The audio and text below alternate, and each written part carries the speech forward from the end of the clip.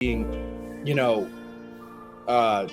told like different ideas or different ways of doing things or like suggestions or like, you know, it's a very collaborative, like, you know, if you go to school and you're in a school project, you know, you're with 4 other people working on, you know, one picture you got to color, you guys all got to contribute somehow. Yeah. You know, so it's the same idea. Like if the chemistry's all there and you guys are all positive, you have fun, and like, you know, you at the end of the day, it's still on some like, let's just come over and just see what the fuck happens. Yeah, and have fun on some buddy shit. That's the best way it's gonna happen, man. Like if you try to be too, you know, to the point about shit, or like, you know, try to control too much, you know, that's when things are gonna kind of get annoying.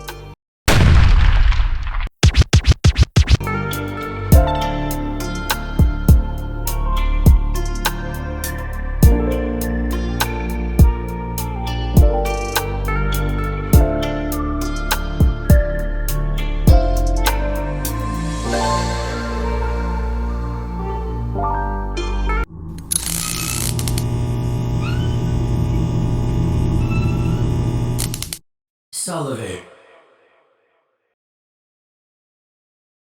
Boom, boom, boom. We are recording. Put up, world.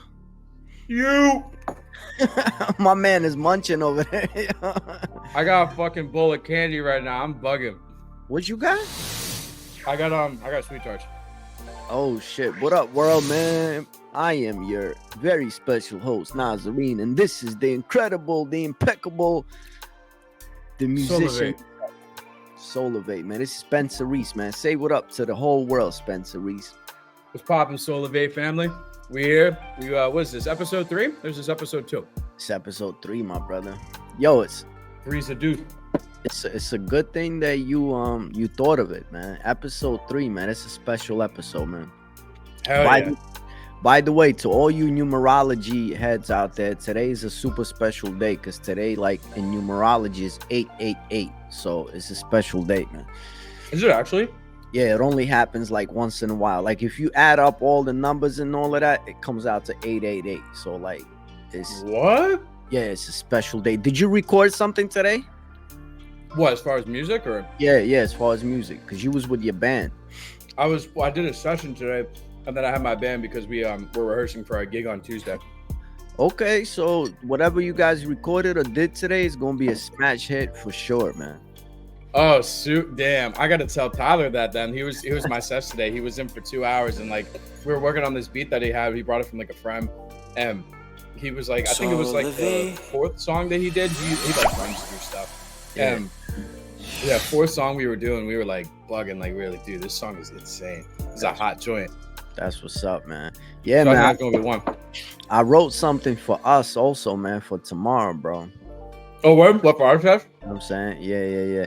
So yeah, before we like go on ranting between ourselves, man, like we usually do. Hell yeah. What's good to the whole fam? This is what I wanted to say.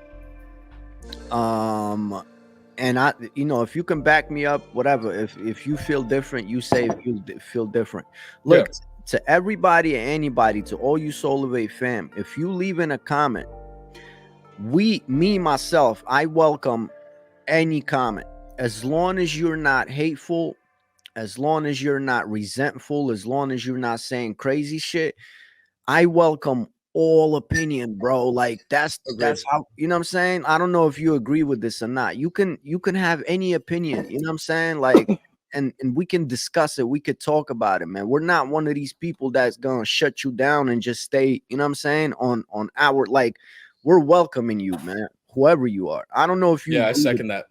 I personally agree with that. Yeah, I think it's important for everybody to, you know, express how they feel, and good or bad. I mean, as long as you're not shot out, you know, like on some super crazy disrespectful shit. I mean, I think it's fair for everybody to get their one in and talk what they want to say. So I'm in a full agreement. Yeah, exactly. As long as you're not hateful, man. I got a super goofy cup, man. I was just about to say, my guy's got the pink. What is that? The pink what? What's this say? I don't know what that said. Myrtle Beach. That's what it says. I don't even know where I got this from. I've never been to Myrtle Beach, man.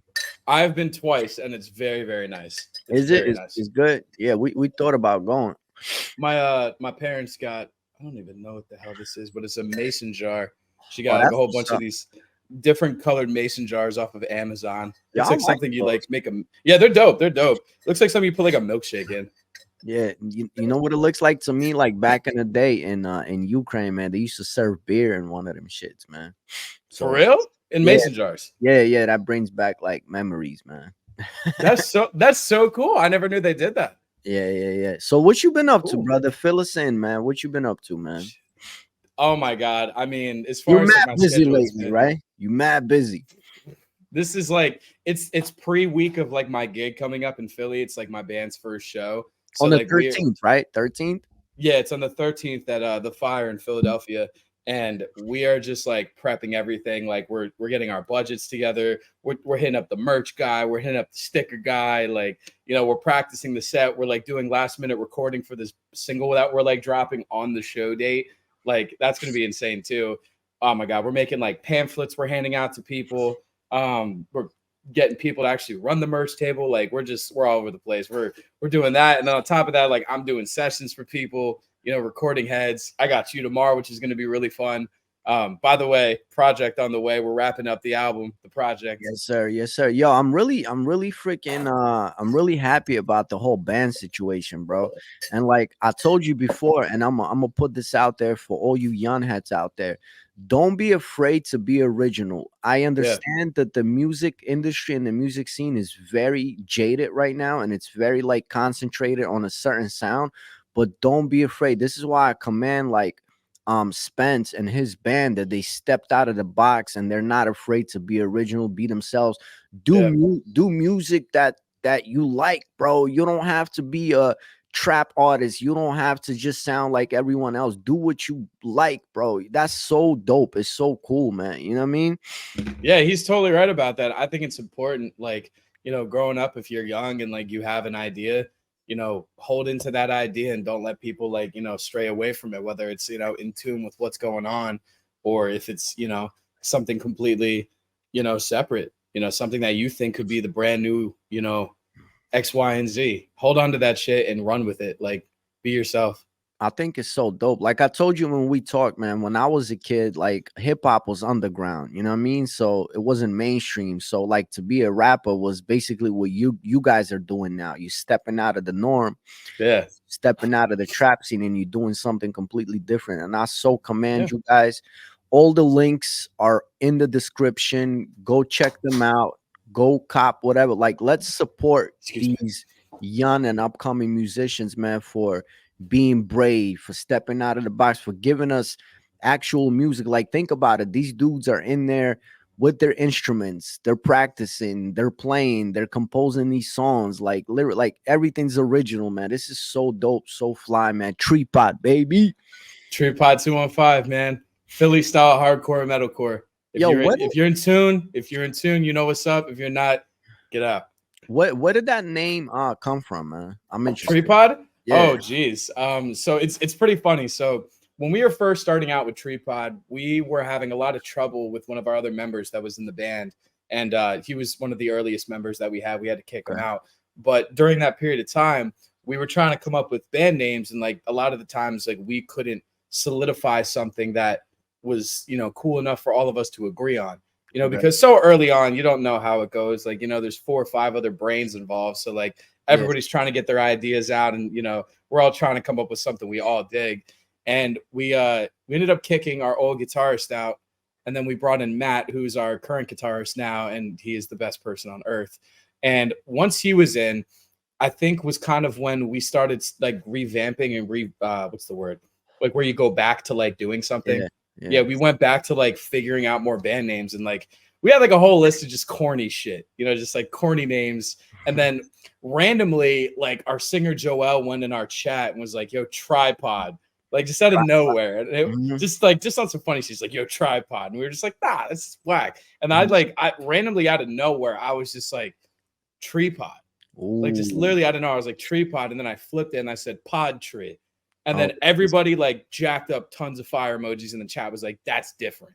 And then like Joel was kind of approaching the idea of it. It's like a very 80s, 90s, like stoner band kind of name, because all of our members, like Joel, Matt, Vic, like I don't smoke anymore, but I used to, but they all smoke weed. So like it was kind of like the idea of like a very stoner approach. Ooh, I got you, bro. Like on some psychedelic rock shit, bro. Yeah. But we That's wanted to take that idea, but like take the idea of like a psychedelic-y band name, maybe from the 80s or 90s, but putting a new vibe to it with metal, you know, and harder rock, like kind of switching the narrative over for that. You can spin that name so much, but yo, you like this is so interesting. If it's okay, and if it's not like, you know, bringing trash out of your household, basically what we say in Ukraine. Can you talk a little bit about like that band experience? Like what I mean is, who were the original members? What happened? What happened with the guitarist? If you could, like, you know, you don't have to go into detail, but like this might be very informative to someone that's, you know, forming a band and maybe going through some similar things, man. Yeah, absolutely. We can talk about it. So we started Tripod back last year around August, and our first meeting was at like Oxford Valley Mall. Like it was like it's our local mall here. But how did you guys meet? How did you? Can you like? What's the What's the origin story, man? Yeah, so I initially came to the group through DM. Joel, our singer, just found me on Instagram and like was like, "Yo, like we went to school together. Like I'm trying to start a band. Like, would you be down?" And like right at that pivot point of like when he hit me up was when I was like kind of phasing away from making so many rap beats at that time, and I was kind of like figuring myself out. And then, you know, he was like, "Yo, like just let's meet at the mall and like talk." And I was like, "Okay." So I go to the mall literally in like the middle of August. It's like nice as shit out. And I meet Joey, who was our first guitarist. I obviously meet Joel in person for the first time, and he went to school with me. He's like I think he's in my grade, but he's way older. He's like 26. So I met him. My boy Steven was there. He's actually our graphic designer. He does all of our covers and things of that nature for like our singles and like, you know, EP stuff. So he was there. This friend of ours, Conlon, he's our bassist, or he was our bassist. He was there, and then myself. So it was us five. Initially. And then, so initially we were just all just fucking around. Like we weren't even like doing anything. Like we weren't trying to be serious or like do any of that. And, you know, I would just say, "Yo, come over on a weekend. Like, let's just all hang out and just like jam and try to make some random stuff. I don't even care what happens." But the thing that was happening was Joey's older. So Joey's like in his 30s and he has a kid. And like there was a gap between daddy duties, right? You know, real life shit, and then excuses. There was a very big gap in between that. And it seemed to kind of fluctuate between the two, whether it be like 1 week or the next. So basically, all in all, you know, our guitarist wouldn't pop out to a lot of practices, and it was initially just me, Joel, Conlon, and then occasionally Steven if he could make it. He moved now, so he's out in like, you know, northern PA, so he's kind of out of the picture in our county. But so when he was back in town, he was coming over to the house, and you know, we're jamming out here. And eventually, Joey wouldn't just pop out as much as he should have, and you know, we tried to tell him like, "Dude, like you got to let us know before, like, you know, a couple days in advance, or at least like a week before, like if you got something going on, like can't be letting us know day of, like, nah, I can't come." And like tell us. Yeah, go ahead. You know what I'm thinking about? Go ahead. Did y'all kick out an old head, bro? We basically did. I ain't gonna lie, we did kick out an old head. Like, all love to Joey, whatever. Like, I'm glad he does his thing with his kids, but like, bro, like, come on, bro. Like, we told you weeks on weeks on weeks, bro. Like, That's come to the house. That's some ageism shit, bro. That's what I'm saying. Like, it was confusing as hell. And like, we were trying to write, like we were trying to get started on writing. We wanted to get started on our EP. Like, we were just trying to hang and do something. But I mean, even from the start, like, again, because we all wanted to do heavier music. Joey like comes from a background of like non-heavy music. So he was initially kind of trying to do a favor for Joel and be like, "All right, I'm gonna play guitar for you guys and like, you know, see how I feel about it." Was he nice? Yeah, he was a good guy. He still is a good guy. He's talking about like, was he nice on the guitar, bro? I'll be honest, I didn't even get the chance much to hear him. I mean, he only came over one time, and I have a picture of it where I'm sitting there and I'm like, "Oh, he's here." And like that day he played for like 15-20 minutes and then he dipped. So like I only got to hear him a little bit, but from what I heard, he was all right. He was pretty good. I don't know how he plays, so like no disrespect or nothing, but I think the moral of the story is like if you're getting in a group with people, you know, if they're your buddies or anything, everybody's got to be on the same page. Like, this is SouLivate. Whether it be about schedules, whether it be about, you know, music and what they like to write, because everybody's got different influences. Yes, sir. You know? You're dealing with 4 to 5 other brains in one group. Like, Yeah. it's pretty hard to correlate that, especially when, you know, you're all trying to make something happen. But so that happened. That was initially Joey. So we ended up kicking him out. And then our bassist, who was basically in us in Tree Pod for the longest run, he recently just left because of like family issues and, you know, scheduling and things of that nature and like time management and stuff. So Conlon unfortunately left the group, but now we have a new bassist named Victor. He's 18 years old and he's from Newtown. And my God, that kid is so talented. He plays in 2 other bands. I mean, like he's insane. Sorry, how do you find how do you find a new guitarist? Like, how does that happen, bro? Well, there's multiple ways you could do it. I mean, you could. How did you guys find a new guy? Like, how does that happen, bro? So guitarists, like starting with Joey. So when Joey first stepped out the picture, Matt Lewis, who's our guitarist now, I went to school with him. So I didn't talk to him much in school growing up because, you know, he was a big football star and, you know, track, and he was running his athleticism kind of, I guess, persistence in school. So I wasn't really into that. I wasn't doing that. I was more into like, you know, the music departments and band class and fucking, you know, all that stuff, music production class. And yeah, so he was athletic as hell. And I always knew him in school, but I had him on Snapchat. And I would always see him just randomly playing guitar on his Snapchat story and stuff. And he hit me one day, just randomly, even before Joey was out of the group. He's like, yo, like, I hear you're starting a band. If you ever need, like, you know, a guitarist or anything like that, let me know. Like, let's hang out or something. And at first, you know, because we had Joey, I was like, yeah, I'll let you know. Like, we already got somebody. But if we swap out, then, like, definitely. And I'll be so honest, like, as soon as Joey left, I was like, nah, I gotta tell Matt. I gotta get this kid. That's what's up. Like, I gotta get Matt in. And, like, as soon as I did that, like, it's so weird. Like, the stars aligned and, like, everything made sense. Like, even from the first time he came over here and this jammed out with us, I was like, nah, this is Tree Pod's guitar. That's what I was going to ask you. That's what I was going to ask you. In between those now 3 changes that you guys had, would you say that right now the chemistry is the very best? Oh, absolutely. 100%, right? Oh, my God. Absolutely. Yeah, we are tight as balls, all of us, from being best friends for like over a year now. I mean, like me, Matt, Joel, and now Victor being new. I mean, he's still got to spend more time with us, but he's like a brother to us now. You know, we all have really good chemistry. We're fucking funny as shit. Like, we're all really great at writing. I mean, how important is that chemistry, man? Like, let's say you got super dope musicians, but the chemistry's not there. Is that gonna take away a lot from because I'm a solo artist? I don't understand how to work with somebody else like that. Yeah. Well, definitely if you don't have chemistry with people, it can affect your writing.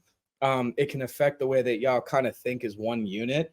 You know, egos and opinions can kind of get flopped around. That's the thing. When you're in a band situation, like, it's one of those things where if you're rocking as one big circle, the ego's got to go out the door. Like, you can't be scared to being, you know,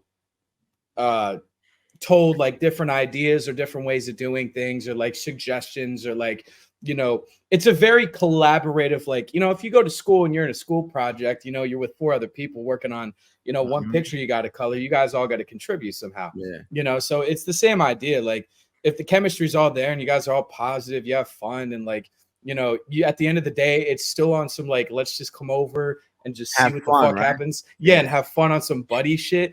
That's the best way it's gonna happen, man. Like, if you try to be too, you know, to the point about shit, or like, you know, try to control too much, you know, that's when things are gonna kind of get annoying. And like, other than like the professional side of shit, like when you're going to get ready for a gig, or like, you know, you're doing professional shit, like you getting a single ready to upload, or like you're going to make merch, or you're, you know, you're working on a song and you're focused on the writing. You know, other than that, the jam out part and the hangout part is natural. You know, that's what it's always got to be. It's got to be natural. This is the important question that just popped up, man. Yeah. Do you guys have a star? And how important is it for if you do find that star of the band, how important is it for everyone else to understand their role and say, okay, this is fine. Like, let's put my ego away because we have this star, man. So you're talking as far as like star, as far as like like a member of the band that kind of gains more that kind of like that kind of stands out. You guys know that he stands out. You guys are fine with the fact that he stands out, and it's your addition to the band. Everyone plays their part, but here you have like this, you know, Ozzy Osbourne, or you know what I'm saying? Like, how important is it, and how hard is it for everyone else to kind of put their egos away and say, well, look, we have this star, you know? Well, I mean, for us right now, we're in the earliest phases of life. I mean, with our band, so it's like that kind of mindset isn't there yet because we don't have any type of like publicity or like backing or leverage against us to say like, all right, like when you think of Tree Pod, you think of Joel Torres, or like when you think of Tree Pod, you think of Matt Lewis, or, you know, Victor, or, you know, Spencer Reese. Like, that's kind of the gig. It's like, I think to us, like internally as a band, we don't have that mindset of like, you're the superstar out of the group. I think we want to go into the mindset of like, we're all going to be that. And we all want to like be that out of the group. You know what I'm saying? I should reframe my question. This is what I really meant to ask you. If that happens eventually, will you guys be okay with the fact that, look, we have a star, like, let's back him up? You know what I mean? I would think so, yeah, because at the end of the day, I mean, you know, if Joel ever went to go do a side project, or maybe he became like the face of, you know, Tree Pod, or maybe it was me that became the face, or Victor became the face, or whatever. I think it's important to realize like it's only going to help the rest of us. At the end of the day, it's only going to help the Tree Pod brand and the band itself to grow bigger and, you know, become better than, you know, things out there, and, you know, ideas. Like, we always want to try to level up as big as possible at the end of the day. Because look, this is about to be another jewel from SouLivate, man. The story that I just thought about, when Fat Joe, right, in the early 90s, Fat Joe, Joey Crack, man, he was already an MC. He was a rapper. He's the first like Puerto Rican guy out of the Bronx. He's doing his thing. He's hitting up, you know, all kinds of shows and everything like that. You know, Night of the Apollo, like, he doing all of that. First like light-skinned Puerto Rican kid, right? Yeah. And then around 97, he meets Big Pun. Right. So, and this is something that Fat Joe talked about. He said, when I met Big Pun, I realized that this was the star. Right. And he's like, you know, I was fine with the fact of, look, I gotta play my position. I'm gonna be the producer now, and this is the Puerto Rican star, man. Right. He even talked about the fact that he was okay with like holding an umbrella for Big Pun, like, you know what I'm saying? Hell yeah. And he was like, yo, I had to put my ego away and realize I'm okay with being number two. You know what I'm saying? Like, I'm absolutely. Let my brother shine. You know what I'm saying? And I thought that was deep. I thought that sometimes in life, it's okay to, you know what I mean, play that position, bro. You know what I'm saying? Especially in a band, bro. If like, think the whole time when you're telling me the story, you're saying 5 members. I'm thinking about Wu-Tang. Can you imagine 9 members, bro? That's crazy. And they all got egos. They all got egos, bro. You gotta, you know what I mean? It's another great band to kind of like even portray into the whole conversation. I mean, you think of Slipknot, you know, those are 9 guys or however many, 8 guys. I mean, you're looking at a full group of heads. And like, you know, when you think of Slipknot, you think of like Corey Taylor, you know, but you think of Corey Taylor, you think of, you know, Mick Thompson, Jim Root, you think of, you know, Joey Jordison and, you know, Sid Wilson. But that's the thing. It's like, that's a band example of like everybody that's in the band is kind of their own star, but they're not maybe there's different levels, you know what I'm saying, of, you know, popularity. You know, I think in a band situation, depending on your bandmates and how they want to rock as people, you know, most of the time, like most people in the band are just cool being, you know, out of the spotlight and just being a part of the band situation. Exactly. You know what I'm saying? It's like, if we ever got to a point, if Tree Pod ever got to a point in the future where like when you will get to the point, if we get to that point, when we get to that point, when you get to that point, hell yeah, when we get to that point, if that ever comes about where, you know, and that's here's another great example. Look at Paramore. You know, Paramore, you think of Haley Williams. You know what I'm saying? A redhead lead singer chick, you know, that's in the front woman of a band that's so legendary, has been around for a long time. Panic at the Disco, you think of Brendan Urie, you know, all of that. if our band gets to that point in the future, I definitely think that we'd all be fine. That's I what's up. personally think we'd be fine. That's I what's want to see any of our band members shine no matter what. I We're all just best friends. Yeah, So. I just wanted to say that, you know, it's hard because the ego does get in the way, but Yeah. you know what I'm saying? Like, if that time ever comes, like, it's okay to play the position. It's okay to Yeah. be a fat Joe, man. You know what I'm saying? Like, Yeah. and this is again why, like, I'm thinking about Wu-Tang Clan, because the way RZA played out, you know, the chessboard is, he knew that, let's say, because they're all personalities, they're all like superhero type rappers, man. You got Ghostface and Yeah. Inspector Deck, and you got Raekwon, you know what I'm saying? But the way RZA Raekwon is played out, awesome. he said, look, we have Method Man, and Method Man is gonna go first. He's gonna go with the solo album first. And the whole group was, you know, they had to come to an understanding, like, yeah, let's put Meth out first. You know what I'm saying? And Right. I think that's why they have been so successful for so long. You understand what I'm saying? Like, Absolutely. Yeah.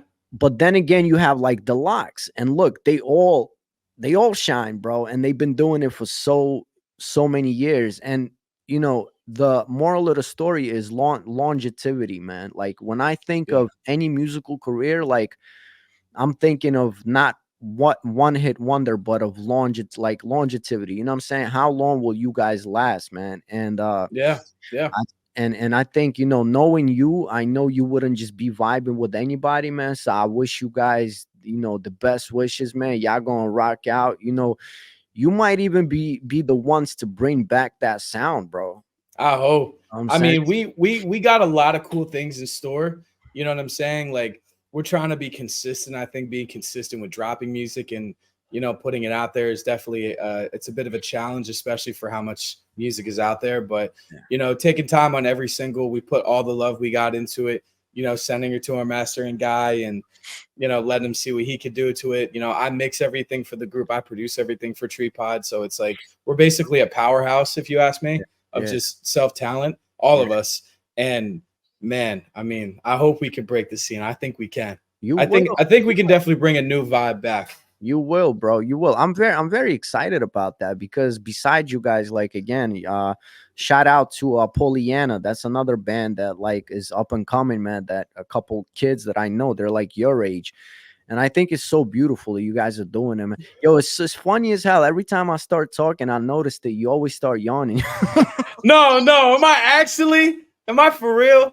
Yo, I'm so sorry. I didn't mean that, bro. It's just late, so I'm just like, you got to rewatch the videos. It's the funny shit, man. I'm like, here you go. The old head started talking, man. Nah, you good.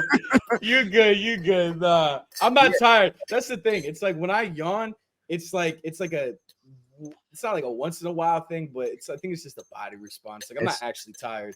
I'm just like fucking. I'm hungry. Did you eat yet, bro? What's up with that, man? I had a cheeseburger today with fries, and that's it, bro. That's it. Because I know every time you jam out, like, you got to eat, man. But this is what I was gonna ask you: who writes the songs, like actual lyrics for your band? 95% of the time it's Joel, and then the other 5% is like us helping him with maybe a bar, you know, or maybe a line. I let him get his, you know, side of the spectrum out completely, you know, on that end. But we put in ideas, though. It's like, you know, maybe there's like a part of a song that he wrote where he's just unsure about it, and like we all love the lyrics, but he doesn't know how to like execute it. You know, we'll help him with that. Or maybe I'll be like, yo, let me sing that for you or something. Or like maybe we could sing it together. Like, you know, we kind of just bounce off of different ideas and see what hits and see if we like it. But he's writing most of the time. So what's the story? What is the message in the lyrics behind TreePod? That's a great question. It's a lot. It's a lot of different things. A lot of it stems from, I mean, Joel's personal experiences with things, his personal ways of thinking, and, you know, how he sees the world, how he views the world, you know, things that have happened to him in the past, things that, you know, he anticipates and thinks about. You know, it's kind of just a full spectrum. And I mean, like, you know, even for the times that we input bars or help out with songwriting and things, all of us, I mean, we'll try to pull it from even our little pieces of experience to relate. So it's like personal stories, right? It's basically the human experience, if you were going to sum it down, right? Absolutely. 100%. That's beautiful. Like he's been through a lot of stuff, you know, in his life, and he's got a notebook full of poetry. That's what's like up. That notebook is going to be in a museum one day if we ever get huge. Up. Yes, sir, man. Now you got to keep saying when, bro. When, not if. When. You have to have that knowledge, man, that you will, and that's it, man. So right. Before we go on, and thank you for sharing that, by the way. So today in the Rolling Stone America's Next Top Hitmaker, today the group stages ended. We were number 1. But the official announcement will be 10 in the morning. So we're gonna let you guys know what's going on with that. So, and I wanted to thank everyone, man. Thank you, Spence. Thank you, everybody. So many people. You know what? Like, it's incredible, Spence. Like, so many people from all around the world wrote me and asked questions and went out and voted. And I'm just like really, like, my heart is like, you know what I'm saying? Like, it's just overtaken by just joy, man, that so many people reached out, man. So I wanted to spend a little second and thank everyone. Thank you, guys. I don't want to stay on like Eminem, but did you watch the this is gonna be the last, because we talked about M way too much, bro. We're giving this is gonna be the last Eminem phase. Yo, like, for real, man. Did you watch the Eminem versus Slim Shady, man? This is SouLivate.